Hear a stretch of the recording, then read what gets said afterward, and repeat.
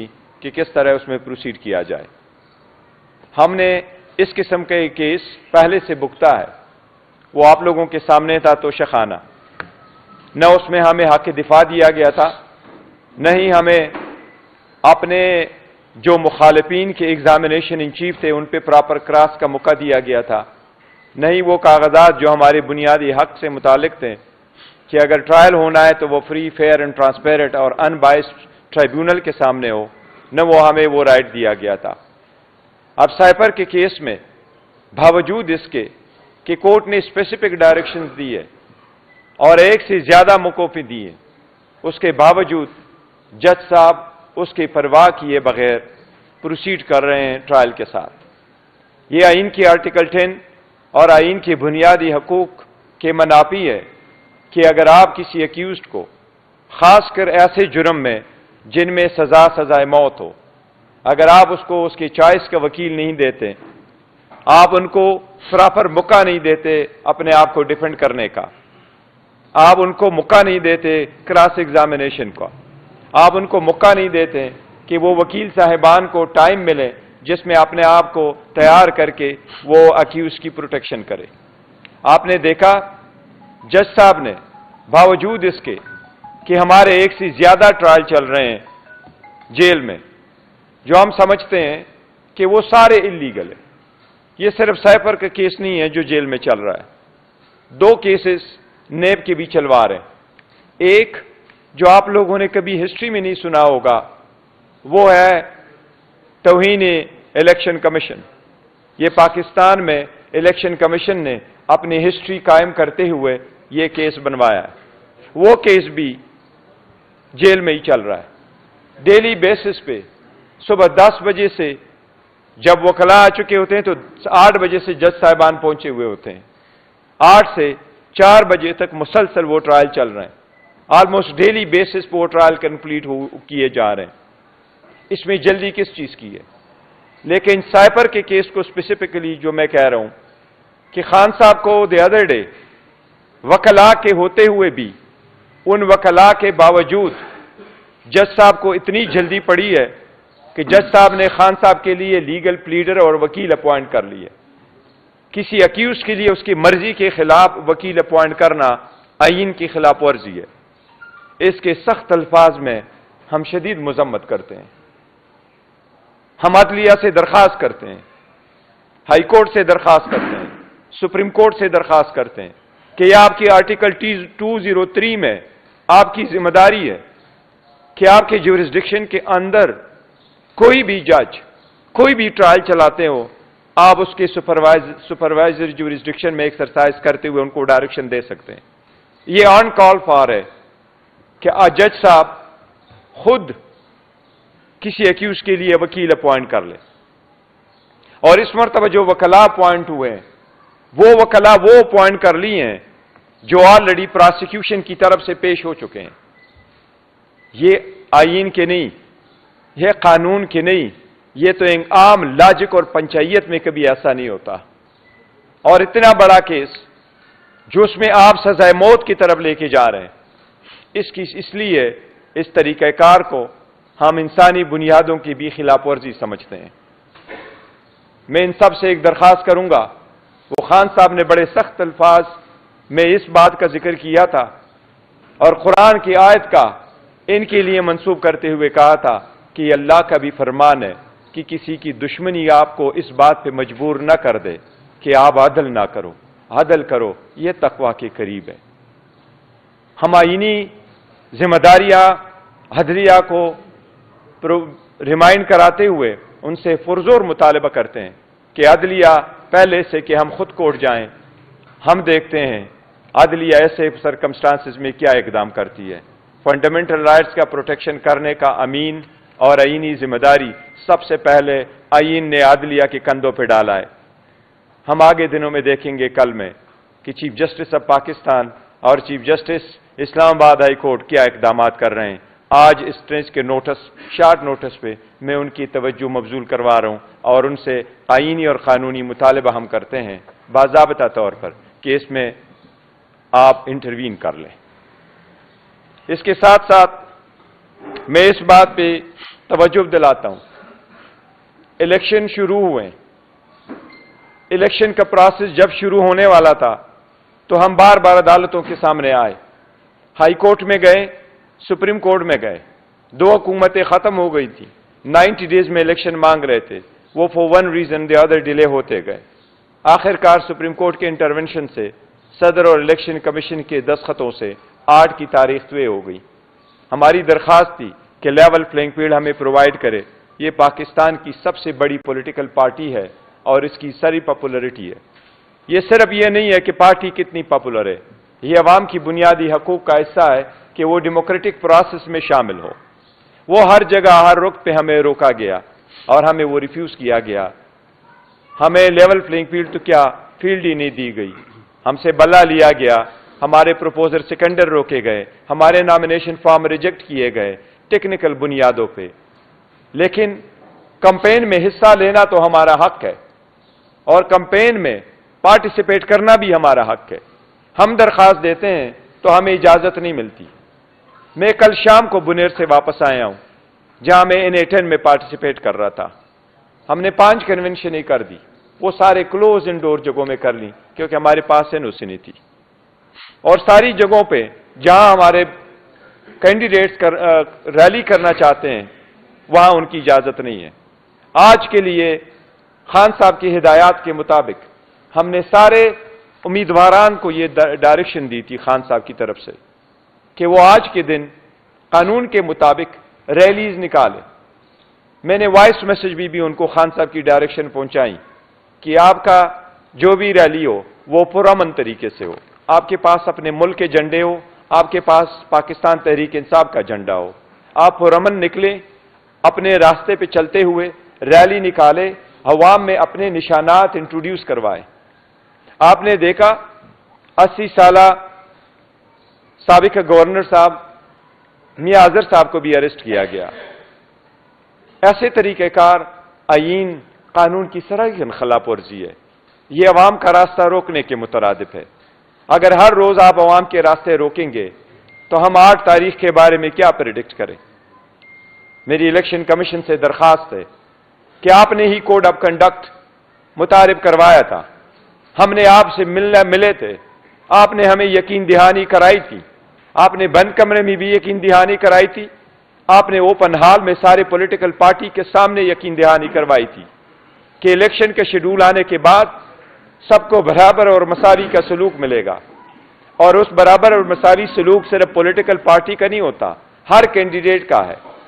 ہمارے کینڈیڈیٹوں کو آج اپنے انتخابی نشانات انٹروڈیوس کرانے میں کیوں یہ دقتیں پیش آئی، ان میں کیوں یہ مشکلات پیش آ رہی ہیں؟ ہم الیکشن کمیشن سے باضابطہ طور پر مطالبہ کرتے ہیں کہ اس کے خلاف ایکشن لیں، میک شور کریں ہمیں آئندہ یہ نہ ہو۔ لیکن جو آج ہمیں روکا گیا اور ہمارے اس راستے میں ایک رکاوٹیں ڈالی گئی، یہ ہم سمجھتے ہیں آئین اور قانون کی صریحاً خلاف ورزی ہے۔ اس کے بعد میں کہ آپ کے کوشچنز اس پوائنٹوں پہ لے لوں، میں آپ کے ساتھ اپنے مینیفیسٹو شیئر کروں گا۔ کسی بھی پولیٹیکل پارٹی کے لیے یہ خوشی کا دن ہوتا ہے کہ وہ آپ کے ساتھ اپنا انتخابی منشور شیئر کرے۔ میں یہ افسوس کے ساتھ بھی کہنا پڑتا ہے کہ میں خوشی کے ساتھ تو بیٹھا ہوں رؤوف صاحب کے ساتھ اور رضوان صاحب کے ساتھ، اپنے سارے دوستوں کے ساتھ، لیکن جس ٹیم نے بڑی محنت کے ساتھ 6 مہینے کام کرتے ہوئے اس مینیفیسٹو کو تیار کیا، اس کے میجارٹی ممبران صاحبات جو حالات بنے ہوئے ہیں آپ کے سامنے ہیں، ان کے پیش نظر وہ میرے ساتھ آج نہیں بیٹھ سکتے ہیں۔ ہم آپ کو اجتماعی طور پر وہ نہیں ڈسپلے کر سکتے ہیں جو ہے، یہ ہم سمجھتے ہیں کہ یہ اٹسیلف آئینی اور قانونی خلاف ورزی ہے۔ ہمیں اگر مینیفیسٹو ڈسپلے کرنے میں دشواریاں آ رہی ہیں تو اس سے آپ اندازہ کریں کہ کتنی کوشش کی جا رہی ہے ایک پارٹی کو انٹائر پروسیس سے آؤٹ کرنے کے لیے اور ان کے سپورٹر اور ووٹر اور کینڈیڈیٹس کو۔ لیکن بہرحال ہمیں نہ صرف یہ دعویٰ ہے بلکہ آپ نے دیکھا ہے گراؤنڈ ریالٹی بھی ہے، آپ کے سروے میں بھی ہے، آپ کے پاس ہر وقت کیمرہ ہوتا ہے، آپ اس ملک کے معزز شہری ہیں، آپ انڈیپینڈنٹ ہے، آپ جاتے ہیں گلی کوچوں میں، آپ کا عوام سے واسطہ پڑتا ہے، ہماری مور دین 70% پاپولرٹی ہے الحمدللہ۔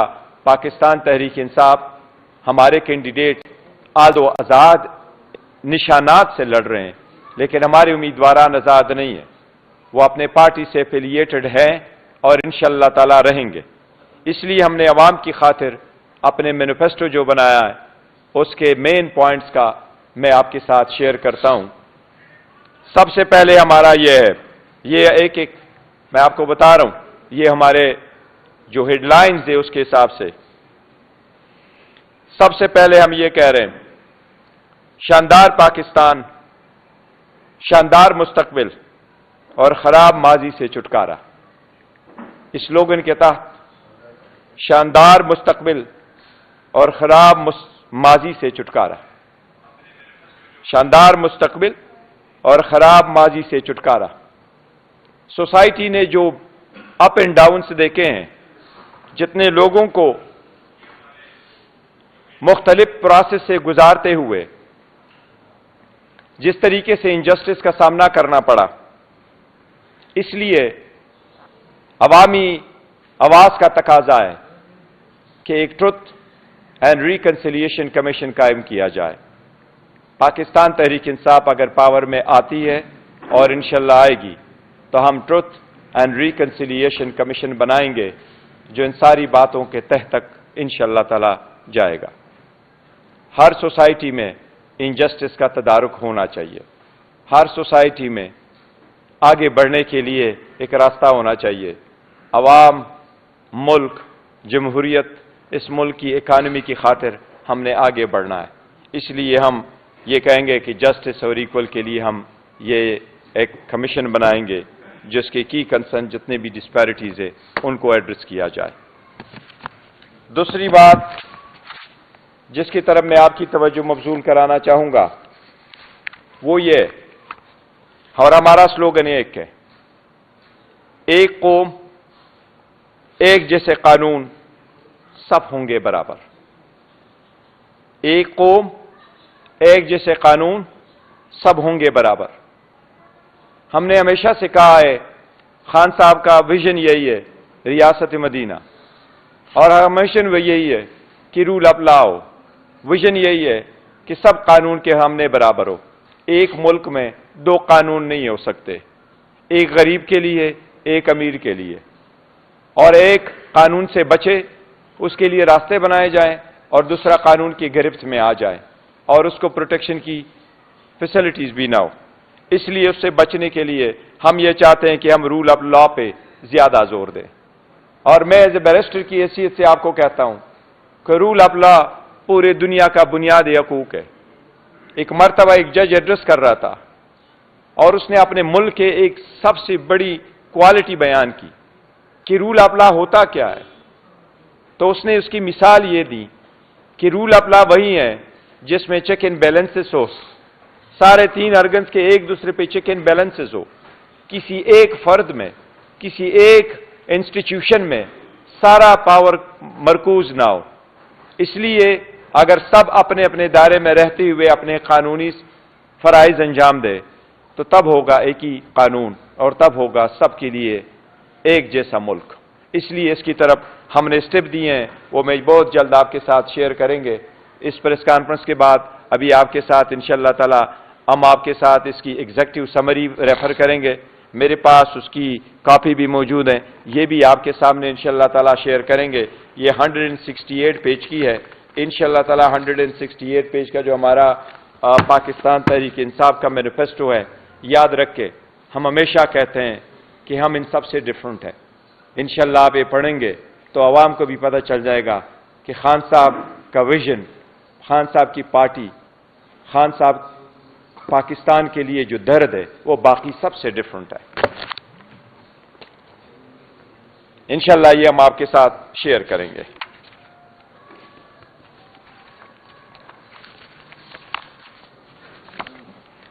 اب میں آپ کی تیسرے پوائنٹ پہ آ رہا ہوں، ہمارا ویژن کیا ہے پاکستان کے لیے، اور ہمارا آواز یہی ہے اس کے لیے، ریاست مدینہ میں مدینے والے جیسا انصاف۔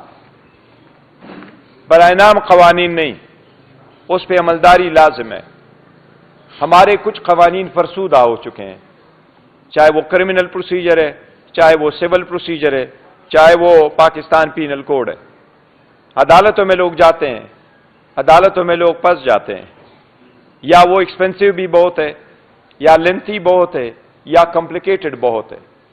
خاص کر ایک چیز کو مد نظر رکھتے ہوئے جب عدالتوں میں آپ جائیں تو کہتے ہیں اپلیکیشن فائل کرو، بایو میٹرکس نہیں ہوئے، ایفیڈیوٹ نہیں ہے، کوئی اور چیز نہیں ہے، لیکن اس کے برعکس جو لوگ آپ کو اریسٹ کرتے ہیں، ایک گاڑی سے اڈیالہ میں آپ کو نکال دیتے ہیں، دوسرا کڑا کہتے ہیں دوسرے میں آ جاؤ آپ کسی اور میں اریسٹڈ ہے۔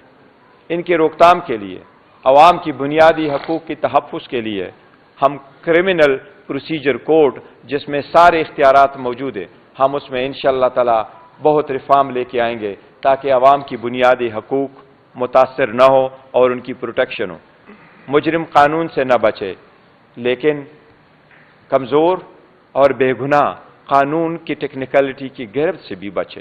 اس کی طرف ہم انشاءاللہ تعالی زیادہ تر لیگل ریفارمز وہ ہم آپ کے ساتھ ابھی شیئر کریں گے، یہ ہم پراپرلی ایڈریس کریں گے، اور اس میں جو پروسیجر طریقہ کار ہم نے لے کے آنا ہے، اریسٹ کا بھی طریقہ کار، ٹرائل کا شروع ہونا، جس طریقے سے ہم نے سمجھا اور ہم پہ جس طریقے سے گزرا ہے 2 سالوں میں، ان سب کو مد نظر رکھتے ہوئے ہم جنرل پبلک کے لیے انشاءاللہ تعالی اس کو لے کے آئیں گے۔